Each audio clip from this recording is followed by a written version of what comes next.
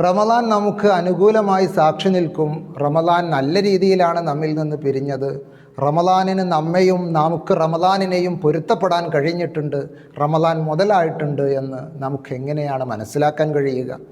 മഹാന്മാർ പഠിപ്പിക്കുന്നുണ്ട്, റമദാനിന് ശേഷവും റമദാനിൽ നാം സാംശീകരിച്ച, നാം സ്വായത്തമാക്കിയ നമ്മുടെ വിശുദ്ധി സാമ്പത്തികമായും ശാരീരികമായും മാനസികമായുമൊക്കെ നാം നന്നായി പ്രയത്നിക്കുകയും അള്ളാഹുവിലേക്ക് അടുക്കാൻ വേണ്ടി ശ്രമിക്കുകയും ഖുർആൻ പാരായണവും മറ്റു അഅ്മാലുകളുമായി റമദാനിനെ മുതലാക്കുകയും ചെയ്ത അതേ രീതി റമദാനിൻ്റെ ശേഷവും നമുക്ക് ഉൾക്കൊള്ളാനും തുടരാനും കഴിയുന്നുണ്ടെങ്കിൽ തീർച്ചയായും റമദാൻ മുതലായിട്ടുണ്ട്.